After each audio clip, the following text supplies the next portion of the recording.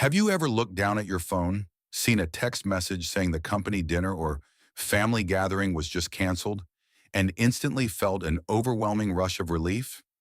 Instead of feeling let down, it feels like a heavy boulder has just been lifted off your chest. But that relief never lasts long, does it? Almost immediately, the dark cloud of guilt creeps in. You start interrogating yourself. Why am I secretly thrilled to avoid people? Why do I constantly dodge crowds when society insists that humans are meant to be social creatures? Is there something fundamentally broken inside my mind? Listen to me. There is absolutely nothing wrong with you. That heavy sigh of relief is not laziness, and it is certainly not a character flaw. In this video, we are going to decode the exact reason why your nervous system is so desperately craving that silence. Think about those massive year-end parties, or those loud, chaotic family reunions. You know exactly how it goes. You smile right on cue. You raise your glass when you are supposed to. You frantically rush to fill every tiny pocket of silence with meaningless small talk, just to make sure nobody else in the room feels awkward. To everyone looking at you, you are playing the role of the perfect outgoing socialite. But have you ever stopped to ask yourself what that performance is actually costing you? Because the second you finally get home and that heavy front door clicks shut behind you, the illusion shatters. You do not just feel physically tired, you feel entirely hollowed out. You experience a profound, bone-deep emptiness where doing something as simple as washing your face or taking off your makeup feels like trying to scale Mount Everest. Psychologists have a name for this brutal, invisible crash.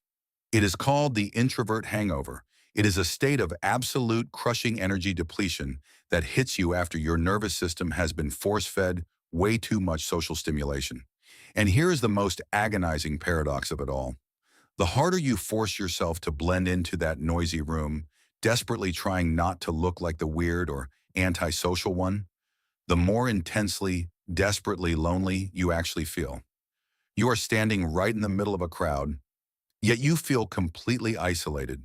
Let that realization sink in for a moment. That chronic, heavy fatigue you have been carrying around for years, the exhaustion you keep blaming on your demanding job or your busy schedule, it is not from working too hard. You are exhausted because you have spent a massive chunk of your life performing a version of yourself that simply does not exist. We have all been fed a very persistent lie. Society loves to quietly diagnose people who prefer their own company. The culture whispers that if you want to be alone, you must be damaged.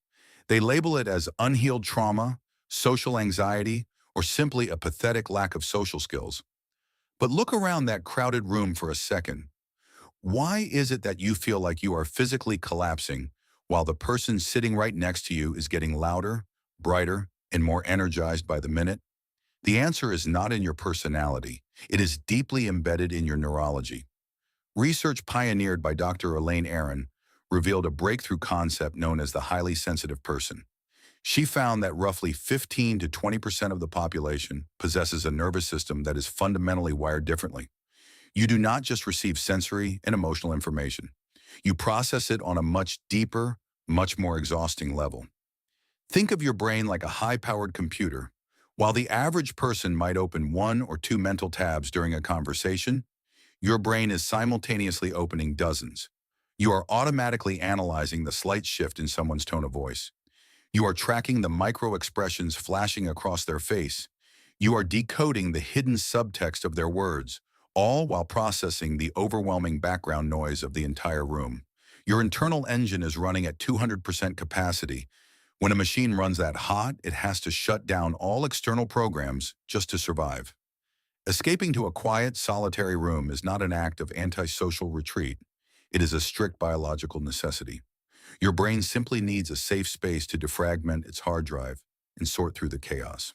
Now, please do not misunderstand this as a free pass to completely isolate yourself. We are undeniably a social species. The late neuroscientist John Cacioppo proved this point brilliantly. His decades of research showed that genuine, forced loneliness activates the exact same pain matrix in your brain as a physical injury. So yes, human connection is not just a nice bonus in life, it is a vital biological imperative. We absolutely need people. but there is a massive, life-changing difference between needing people and needing people constantly. Psychologist Larson spent years studying this exact boundary, and he discovered the profound power of what he called chosen solitude. When you willingly choose to step away from the noise rather than being forced into isolation, something beautiful happens. Your mood actually stabilizes. Your capacity for deep self-reflection skyrockets. We have built a deeply flawed social script. We mistakenly believe that constant physical presence equals mental wellness, and that stepping away automatically equals some kind of deficit or depression. That equation is simply false. So, before we completely romanticize the idea of locking ourselves away, I want you to ask yourself a very honest, perhaps uncomfortable question. Look back at the silence you created for yourself last weekend. Was that quiet time genuinely used to recharge your energy? Or was it a cozy, convenient cocoon you built to hide from a reality that is slowly fracturing? There is a very thin, very dangerous line between recharging and retreating. When you are truly recharging, solitude acts as a powerful restoration. It returns you to the world with a deep sense of calm. It allows you to show up for the people you love, fully present. Remember, real intimacy requires your absolute presence, and you cannot be truly intimate with anyone if your internal battery is completely dead. But retreating? Retreating is an act of avoidance. It masquerades as relief at first, but it slowly curdles into a profound sense of numbness. It does not restore you. It just leaves you feeling empty and completely disconnected from life itself. So please stop labeling yourself as a loner. You are not antisocial. What you are actually doing is tending to your own mind. It is exactly like watering a quiet garden deep inside yourself. You are choosing silence to build something incredibly rare these days. You are building cognitive independence. By stepping away from the endless external noise, you give yourself the necessary space to figure out what you actually believe, long before the crowd has a chance to manipulate your thoughts. We live in a world that literally monetizes your attention. It is a society systematically engineered to make you terrified of stillness and completely addicted to distraction. In a culture like that, daring to just sit quietly with your own mind is not a weakness. It is one of the most courageous countercultural acts you can possibly commit. So stop wasting your life apologizing for the way your nervous system was built. Embrace your quiet. If this video reached a quiet corner inside of you, if it helped you finally recognize yourself without judgment, then you are exactly the kind of deep thinker this channel was made for. Please subscribe so we can continue exploring the complexities of the human mind together. And if your internal battery is finally fully recharged, click the video on your screen right now to dive into our next psychological journey.